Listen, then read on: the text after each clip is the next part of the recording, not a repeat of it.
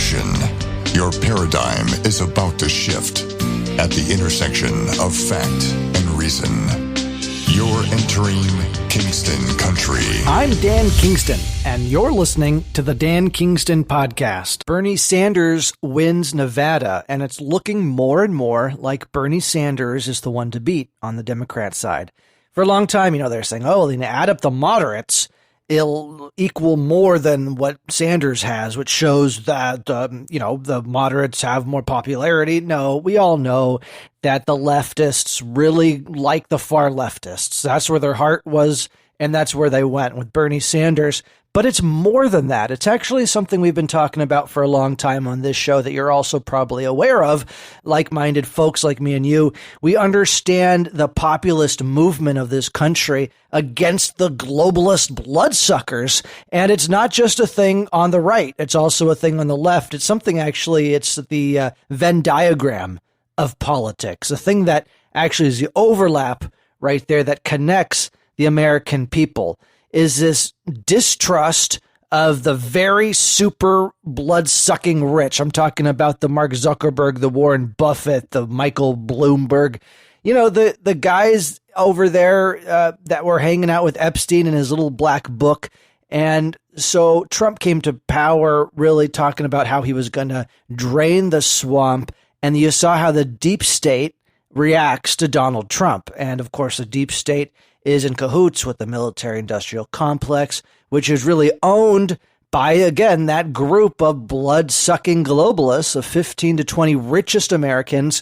So you have that overlap with Trump going after those folks and also Bernie Sanders going after those folks, but casting a much wider net, which I'd argue is a mistake, because under Bernie Sanders' idea of a rich person's anybody with a net worth over 35 million, which is barely middle class in California and New York. Okay, an exaggeration, but honestly, your net worth 34 million one year. It's not going to be that every year.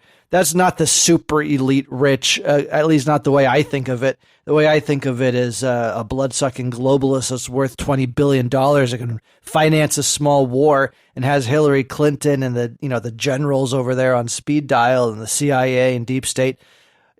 That's the problem. Not people that have been successful in life, even obscenely successful in life. Those people aren't the problem. But when you have enough money to start a small war or bribe your own government to start a war, and you're one of those 15 to 20 individuals, that's the problem. You have an oligarchy in this government, form of government, right? And we were never designed that way. We're a constitutional republic. We're not supposed to be run by globalists, oligarchy, bloodsucker types, right? That's just the way I see it. So while I don't agree with the majority of Bernie's policies, I do respect that anger, the populist anger of what Sanders' movement represents. It's for that reason I'm really not going to be demonizing him as a person, but I will point out policies that I think are a mistake. I'll continue to support Trump, and I'm not going to go extremely negative on Sanders. That's just the way it is, and you can agree with it or you can hate me for it, but if you want to hear Sanders attack dog, there's plenty of folks you can get that. That's not my role. That's not how I see my role. I'll call balls and strikes when I like a policy. I'll call them out. Like the Medicare for all is impossible, obviously. And you can't do free college tuition for everybody and erase all the students. I mean, the Green New Deal. So it's crazy upon crazy. But they understand one thing. His supporters understand one thing. They understand they've been screwed.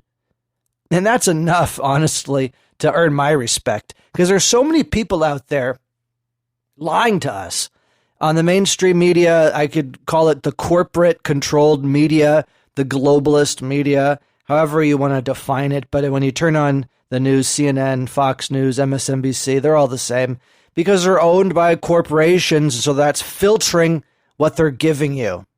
It's a big problem.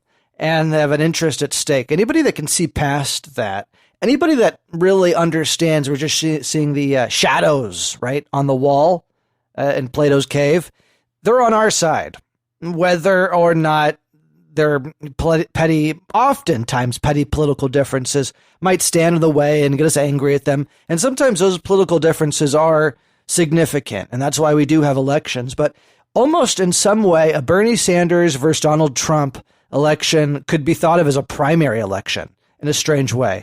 I mean, there are significant differences between Bernie Sanders and Donald Trump in almost every aspect, but especially when you get to how do you handle the economy and capitalism, right?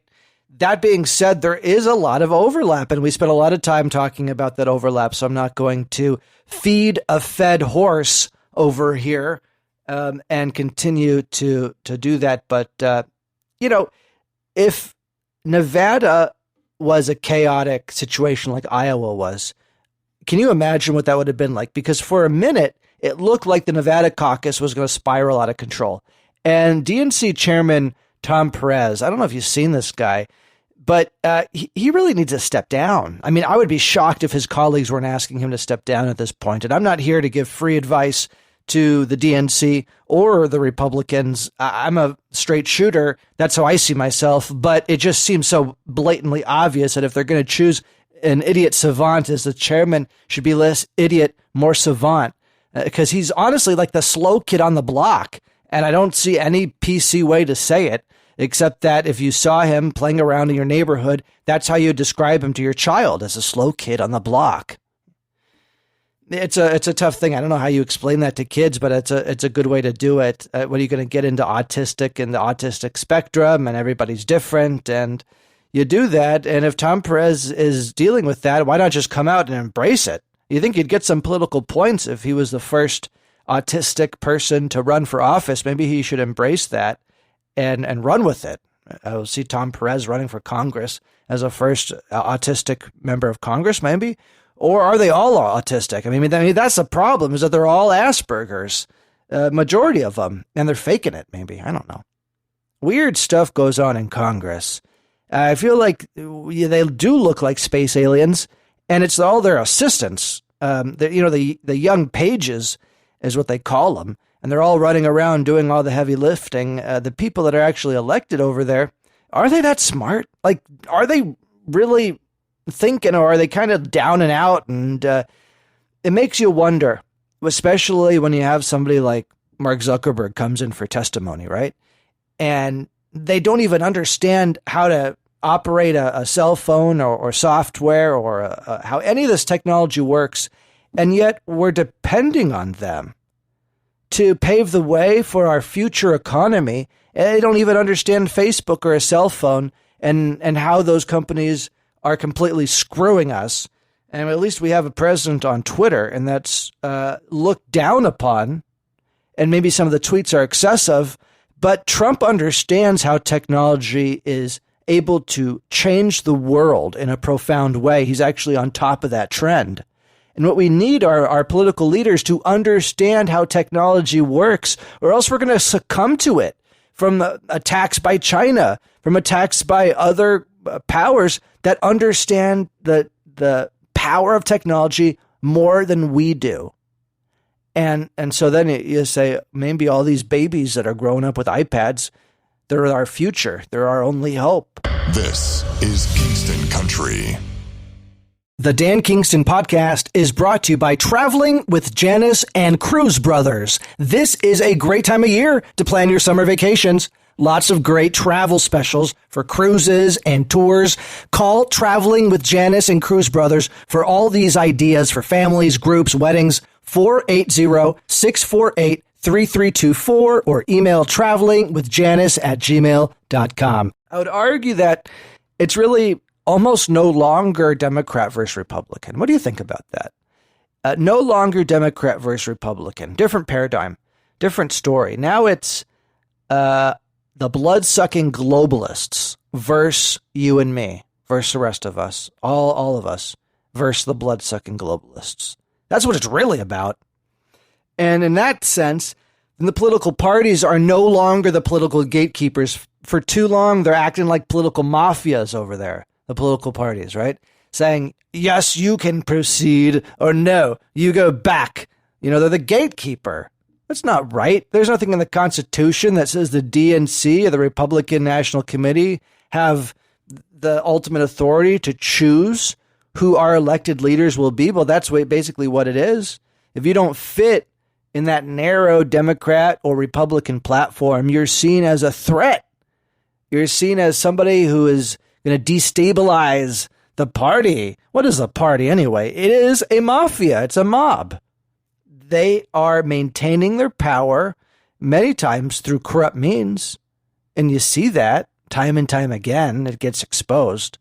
So I think it's a great day when the political parties are no longer the political gatekeepers, as being demonstrated by the fact Donald Trump won the presidency, right? And the fact that Bernie Sanders is looking to become the nominee on the Democrat side. So again, I want to circle back around to the idea that the Bernie versus Trump election, if that's what ends up happening, well, it could be thought of as a primary.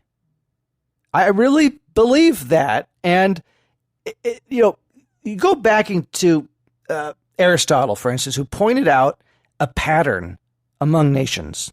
It's a fascinating pattern. Throughout the history of nations, there's always this power struggle. And it follows a similar pattern. The 20 richest or so individuals. Then there's the leadership, a strong leader, or the Senate, a trained military, and then the people. And those organizations or groups are really vying for power. Again, the 20 or so richest individuals, the leader or a leadership class, the trained military, and then the people. And so when you have one of these groups taking more or less control, depending on the form of government, that will change. It shifts over time. So if the 20 or so richest individuals have control, eventually they'll lose power or so to a strong leader or to the military, to the people. It's always shifting one way or another, okay? What we have is when the 20 or so richest individuals, they get too much power and they can corrupt the leader. They own the military. They divide the people. And before Trump, that's kind of what was happening. It looked like there was a point of no return. Trump came to power. It shocked everybody. And he kind of broke that up. He said, I'm the big daddy on campus. These 20 or so richest individuals, well, you guys can go fuck yourself. And by the way, I am the chief over here, commander in chief, and the people love me. So see the door if you don't like it. And that works. That's working. Now, Bernie Sanders represents the alternative on the Democrat side, also saying, hey, these 20 or so richest individuals kind of mess things up for the country, and they don't understand that Trump's on their side ultimately. At least there's some overlap there, that he is fighting for them against these blood-sucking oligarchs, blood-sucking globalists, however you want to call them. So in that sense, it really is kind of like a primary election. It's just, how do you want to deal with them? How do you want to deal with these 20 or so individuals? I say Bernie Sanders casting too wide of a net. You don't want to hurt a lot of successful people along with those 20 richest individuals, the ones worth $15+ billion, right? Those are the ones sucking up all the blood, literally and metaphorically, from the youth of America. Okay, so I think that as a constitutional republic, we have a lot of optimism. I have a lot of optimism, a lot of faith that the people can take back control because of the framework the founders put forward in our government, that we can fight back when those, blood-sucking oligarchs take too much power. It's written into our Constitution. And Trump and Bernie do both stand with the people against those blood-sucking globalists. Different segments of the people, yes, but always remember, and I think you will, that you and I have more in common, we always will, than those blood-sucking globalists. Wouldn't you agree with that? Kingston Country. You've been listening to the Dan Kingston Podcast.